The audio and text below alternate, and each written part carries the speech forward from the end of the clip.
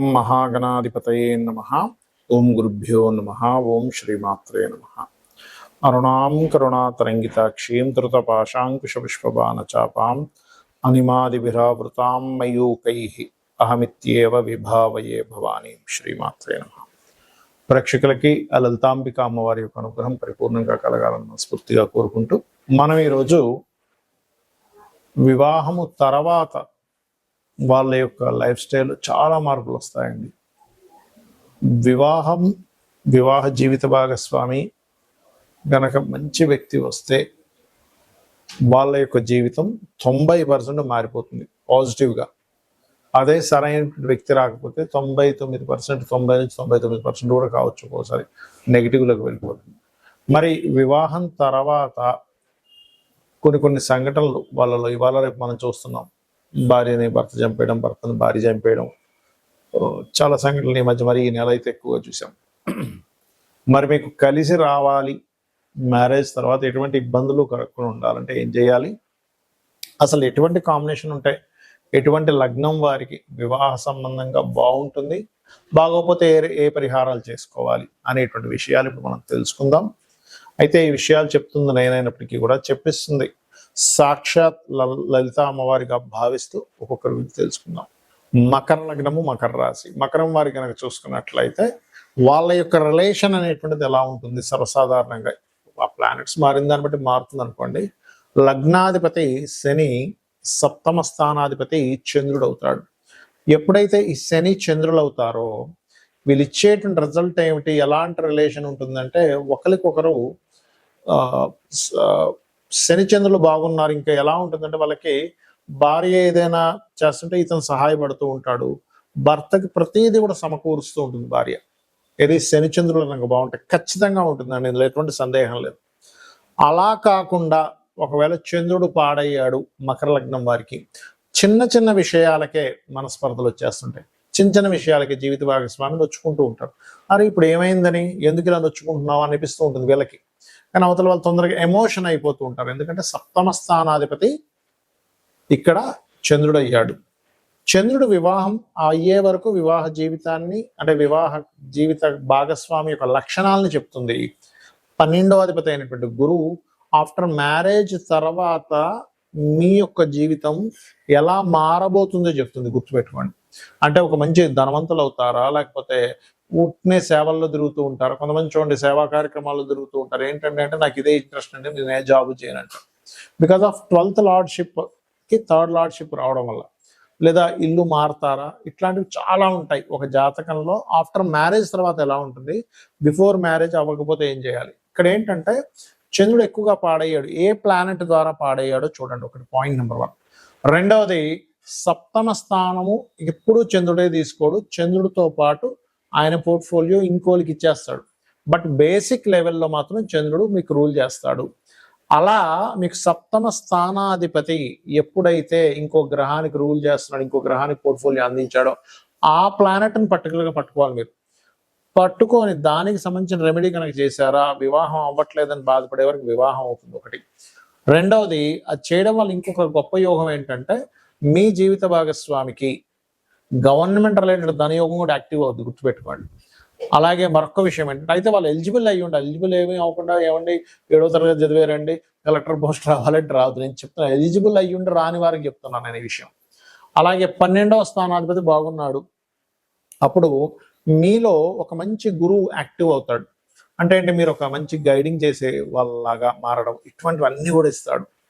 Because of ఇక్కడ ఉండే combination సప్తమాధిపతి చంద్రుడు, వ్యయాధిపతి గురువు, వీళ్ళిద్దరూ కలిస్తే గజకేసరి యోగము ఏర్పడేటువంటి కాంబినేషన్. కాబట్టి ఇక్కడ మనం అర్థం చేసుకోవాల్సింది అసలు 12వ అధిపతి ఎలా ఉన్నాడు. 12వ అధిపతి గురువు ఎక్కువగా శని రాహు వల్ల పాడవుతాడు. ఈ శని రాహులతో ఏమైనా కనెక్ట్ అయ్యాడు, అప్పుడు దానికి సంబంధించిన దానం నేను మీకు వీడియోలో ఏ దానం ఇవ్వాలి, ఏ గో సేవ చేయాలి చెప్తాను, అది ఫాలో అవ్వండి, ఖచ్చితంగా బాగుంటుంది. మొట్టమొదటిగా మీ యొక్క సప్తమాధిపతి ఉదాహరణకి రవితో కలిసి ఉన్నాడు. రవి అంటే సూర్య భగవానుడు గ్రహరాజుగా చెప్తూ ఉంటారు, తన చుట్టూ అన్ని గ్రహాలు తిరుగుతూ ఉంటాయి. ఇప్పుడు ఈ రవి ద్వారా కనుక మీ సప్తమాధిపతి కంబస్ట్ అయ్యాడు అనుకోండి, అంటే అస్తంగత్వ దోషంలోకి వెళ్ళిపోయాడు. దాన్నే మనకి మౌఢ్యమి అని కూడా అంటాం గోచారంలో. అప్పుడు సూర్య భగవానుడికి చేసుకోవాలి. అంటే ఏంటి? సూర్య ఆరాధన చేసుకోవడం, ఆదిత్య హృదయం చదవడం, గోవులకి గోధుమ రవ్వ తినిపించడము,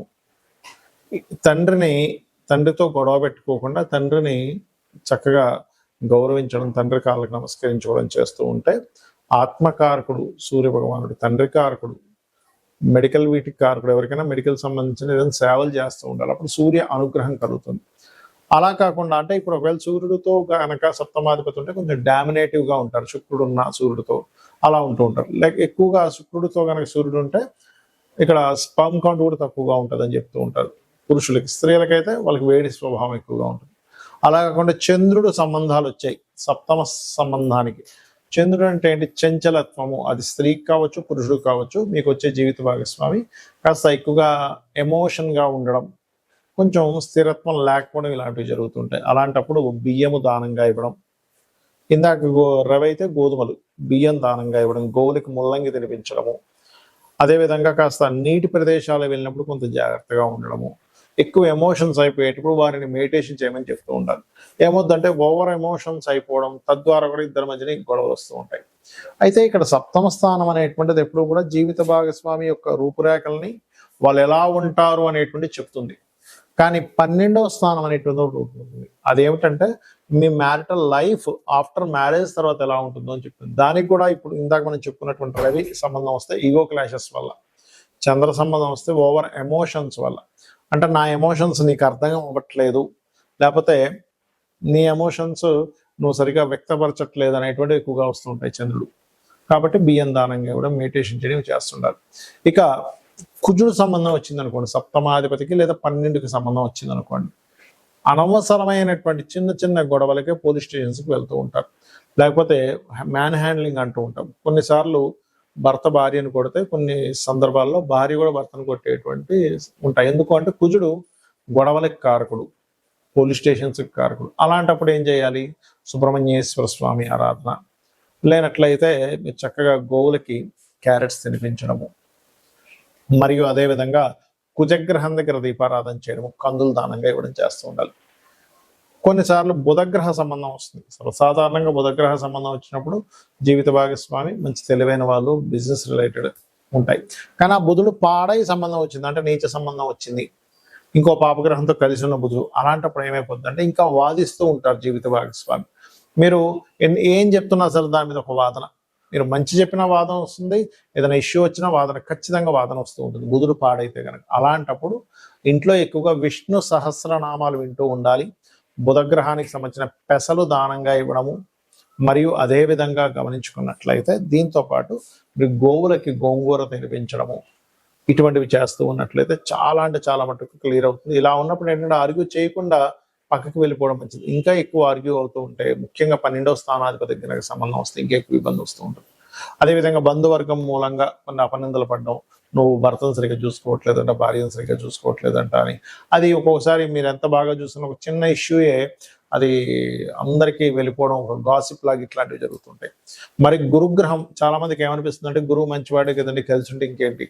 కానీ మీ లగ్నానికి పాపి అయి సప్తమాధిపతితోనో 12తోనో, లేదా సప్తమ పోర్ట్ఫోలియోతోనో 12వ పోర్ట్ఫోలియోతో కనుక కనెక్ట్ అయ్యి పాప అయితే కనుక అప్పుడు జరిగేది ఏమిటంటే, చూడ్డానికి బయటకు కొన్నిసార్లు కొంతమంది బాగా ధర్మంగా ఉన్నారనిపిస్తుంది, కానీ వాళ్ళు కొన్ని అధర్మపరమైనటువంటి పనులు చేయడం వల్ల, ఎథిక్స్ లేకుండా చేసిన పనుల వల్ల ఇద్దరి మధ్యన విభేదాలు వస్తూ ఉంటాయి.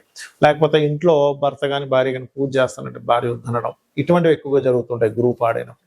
అలాంటప్పుడు దక్షిణామూర్తి ఆరాధన చేయడము, శనగలు దానంగా ఇవ్వడం, మీరైనా ఇవ్వచ్చు, మీ జీవిత భాగస్వామితోనైనా ఇప్పించవచ్చు.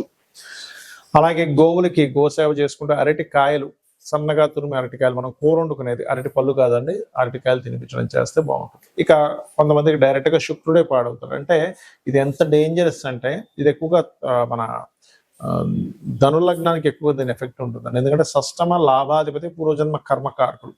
సో ఎప్పుడైతే పూర్వజన్మ కర్మకారకుడే పోర్ట్ఫోలియో వహించాడు అనుకోండి, అప్పుడు ఏమైపోద్ది అంటే మరింత ఎక్కువ ప్రభావం చూపిస్తూ ఉంటుంది. అలాంటప్పుడు శుక్రుడే పాడైనప్పుడు మీరు చేయవలసినటువంటిది లలితా సహస్రనామాలు ఎక్కువగా చేస్తూ తీపి చపాతీలు గోవుకి తినిపిస్తూ ఉండాలి. దీంతో పాటు శుక్రవారాలు ప్రధానంగా అమ్మవారి ఆలయాలకు వెళ్ళడం చేస్తున్నట్లయితే ఖచ్చితంగా మీకు ఈ యొక్క ప్రభావం అనేటువంటి తగ్గుతుంది. ఇక మరి కొంతమందికి శని ప్రభావం ఉంటుంది సప్తమ స్థానానికి.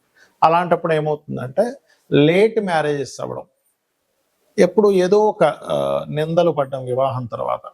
అదేవిధంగా వివాహం తర్వాత చాలా విషయాలు లేట్ అవ్వడం జరుగుతూ ఉంటుంది. అలాంటప్పుడు ఏమీ కంగారు పడకుండా మీరు చక్కగా నువ్వులు దానంగా ఇవ్వడము, గోవులకి బెల్లం తినిపించడం ఇట్లా చేస్తుండాలి.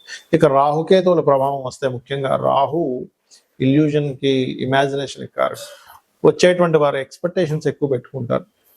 కాబట్టి రాహు ప్రభావం ఉన్నప్పుడు దుర్గా ఆరాధన చేయడం, మినుములు దానంగా ఇవ్వడం చేస్తూ ఉండాలి. కేతు ప్రభావం ఉంటే కాస్త సెపరేషన్, అప్పుడప్పుడు దూరంగా ఉండడం జరుగుతుంటుంది. దాన్ని అర్థం చేసుకోవాలి. చాలా మంది ఏమంటారంటే నేను దూరంగా ఉండను అంటున్నప్పుడు అదేమవుతుంది, దూరంగా ఉండే యోగాలు భార్యాభర్తల మధ్యన వచ్చినప్పుడు వీళ్ళు కొంతకాలం దూరంగా పెడుతూ ఉండాలి. అందుకే మనకు చూడండి ఆషాఢ మాసంలో